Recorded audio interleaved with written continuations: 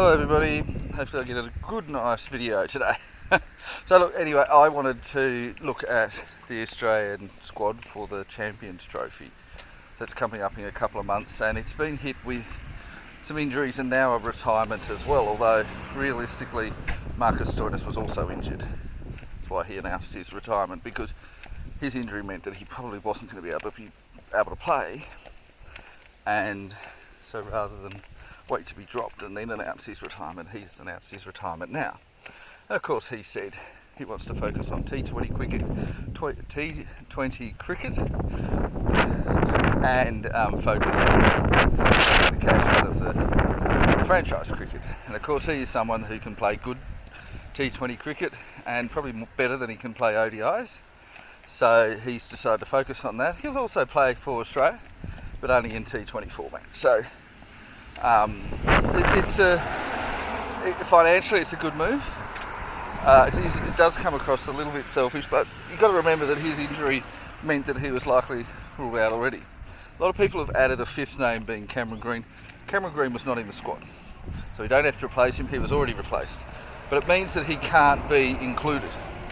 So the four players that are missing out are Mitchell Marsh, Marcus Stoinis, Pat Cummins and Josh Hazlewood. Now, were they four frontline, top-level ODI players? And I think there's an argument that they weren't. Because yes, Mitchell Marsh was captain and he was opening, but he's also not bowling very much due to injury. And I mean, yeah, there was a time when he was doing really well, but I think that time's passed. In fact, I think that there was an argument to not include him in the squad in the first place. Now then we get to Marcus Stoinis. Yes, he was there and thereabouts, but it was more of the type of player he was, that he could bat and bowl, and he could hit big, and he could occasionally get big scores, rather than, the quality of it, because he wasn't the best player at doing that sort of thing. I mean, Cameron Green was much better at it on his day, though he got injured too much. So Stoinis was really more of an injury-proof version of Cameron Green, but a worse version. Of course, Cameron Green's not available because of injury, but it sort of was a bit of a iffy and butty sort of player that maybe wasn't really there. I mean, yes, it was nice to have him as an option, but he wasn't necessarily the best option. Then you get Pat Cummins. Now, obviously, great test player, not as good in the shorter formats, and he has been focusing more on the longer formats now that his fitness is okay, and you can't be good at everything. Josh Hazlewood equally, look, he still does alright in the ODIs, but his focus is on tests. So you've got two test bowlers who, yeah, I can see the merit to them being in the ODI side, but they weren't necessarily the best options. And we've got to realise in Australia we have a lot of fast bowling options. I mean, a lot. And I don't just mean options that, people who know how to bowl, but I mean players who are test level. There's lots and lots and lots of them. So we can pretty easily replace Cummins and Hazlewood. And I know there's not that many that can bat as well, but, well, there's a few. There's Daniel Sams, Hayden Kerr, Sean Abbott. They can all bat as well as Pat Cummins, and they're also fast bowlers who are quite good at the ODI format. Josh Hazlewood, yeah, sure, he's a good fast bowler, but then you've got players like Spencer Johnson and Xavier Bartlett and Riley Meredith who've all done pretty well in the ODI format, probably better than Hazlewood has. So those two are not so irreplaceable as you might think. Now Mitchell Marsh, you might think, well, you can't replace him, but we've just got rid of him from the test team. Haven't missed him. And considering he normally opens the batting, I think that we probably want to have somebody who we can have open the batting. So Jake Fraser-McGurk is one. So he obviously did really well in the IPL. I think he averaged 30 and had a strike rate of 190, was around that. And that's fantastic, but in Australia's domestic competition he's averaged more like 12. Still struck at about 180 or so, but his average is 12. So he cares more about his strike rate than his average. And that can work in T20s if you're willing to take that risk. But in ODIs, you do need to have that decent average as well. You need to keep an eye on both. So while 180 is amazing, 12 is not for the average. So, I mean, we'd rather an average of 30 and a strike rate of 90. So nowadays a strike rate 80 to 90 is good enough. Sure, 100's great, but you don't need to go above 100. Particularly if it costs you your average. And the only real player that I know of that does regularly strike over 100 and still has a decent average in ODI cricket is Glenn Maxwell. And sure, you can have that, but do you want to have him there? So I think Jake Fraser-McGurk is not a good option. Now we do have Tim David. He has a good average and a good strike rate, and surprisingly not in the team. I guess the issue with him is that I don't know if he could open.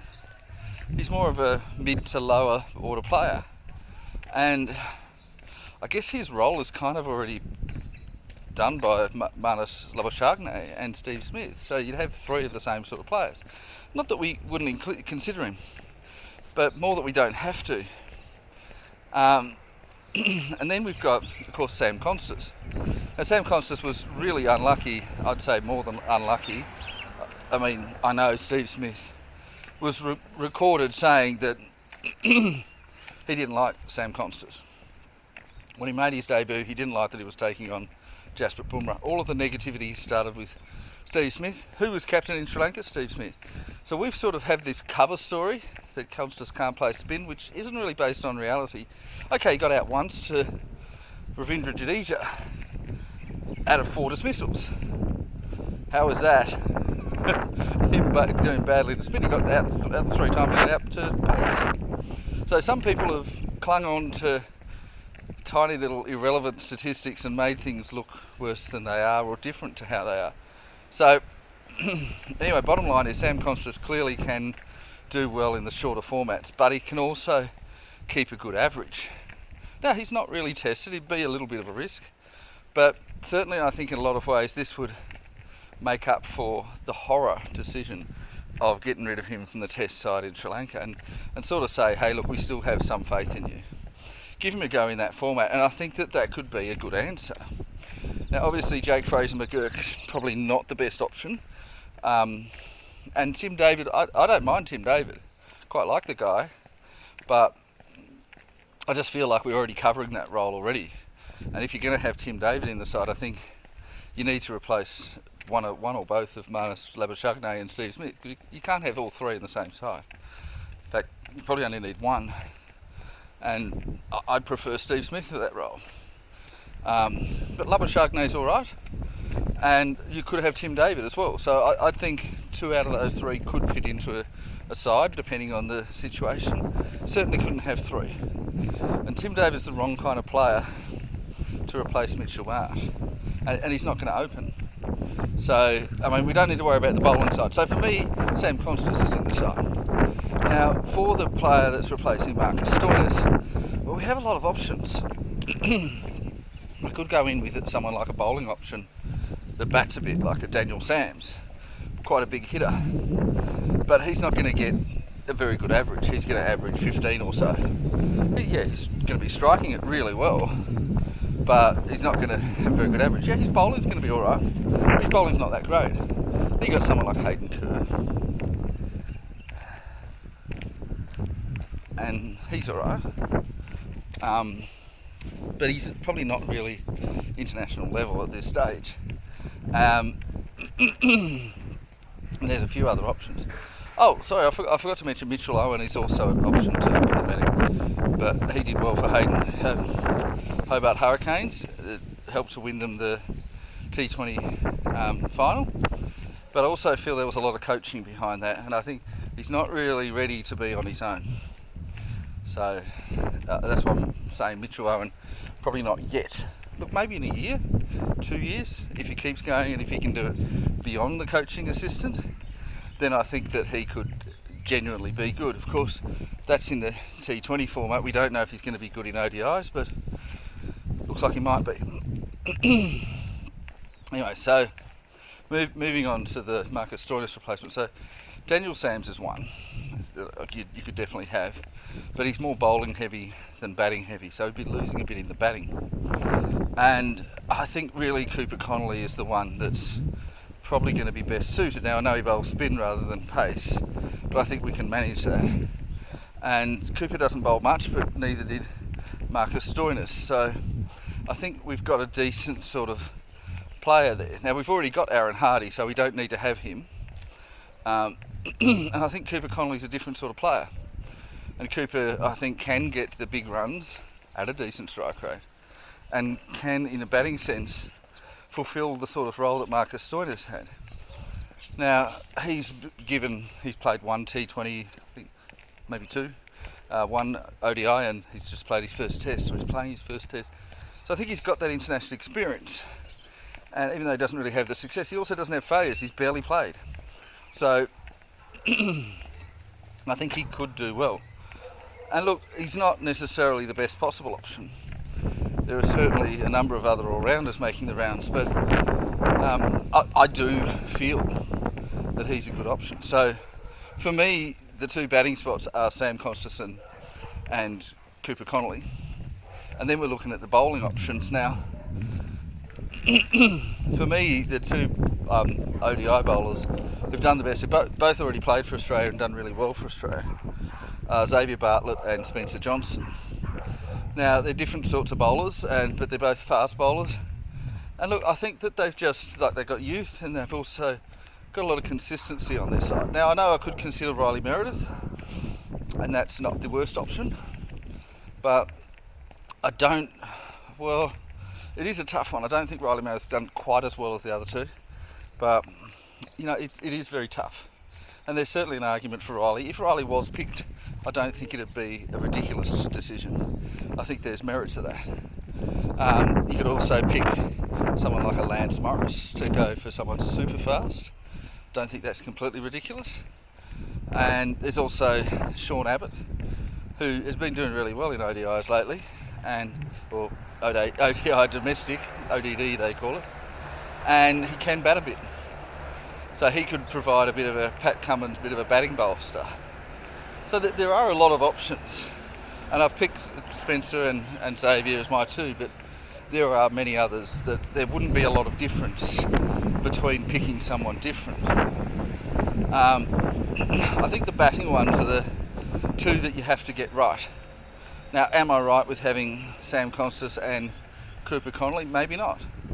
They're both inexperienced and they might fail when they're in the pressure of a Champions Trophy, but on the other hand, Champions Trophy doesn't really mean that much. So I think it doesn't really matter if they fail, it's fine. And you never know, that you're going to put them in, you're probably not having them in the first 11. And I do go back to Tim David, and I think that Tim David is someone who you could put in the first 11. But I also think that it complicates things, because you've already got the complication of having Steve Smith and Marnus Labuschagne in the same side. And most of the time you're only going to play one of them. But sometimes you'll play both. Do you want to have a third player that's the same as them? When, you're probably only going to play one of them, and then you've got two backups most of the time. So the only time you'll play both is if you've got a pitch or conditions that are going to be, extremely difficult to bat on, where you're going to need a lot of recovery.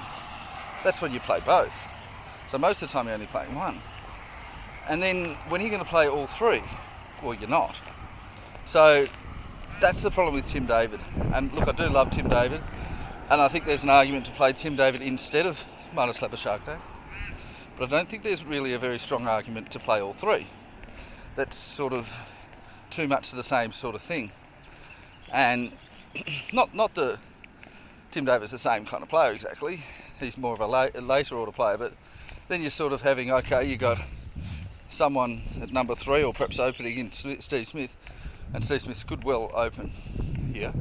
And then you'd have Marnus Labuschagne coming down in the middle order, and then you're having Tim David coming down towards the end.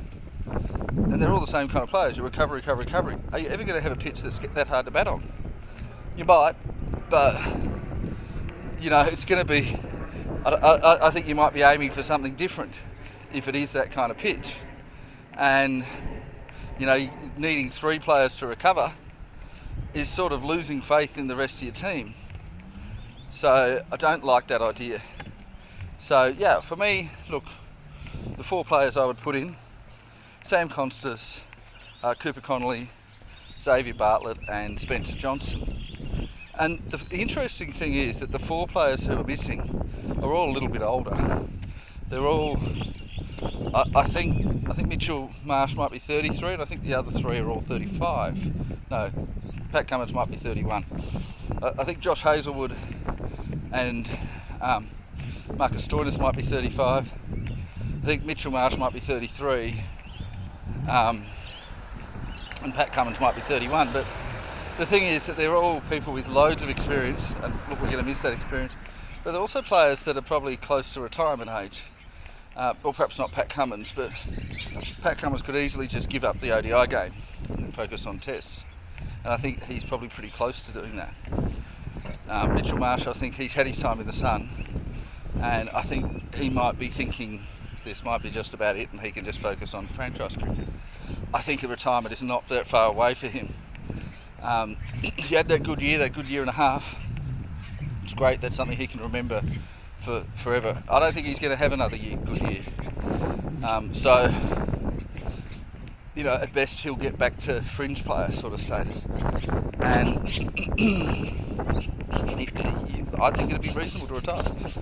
So I can see all of those players retiring from ODIs. So with that in mind, I don't think it's that bad that we could be considering 4 players who are new and young.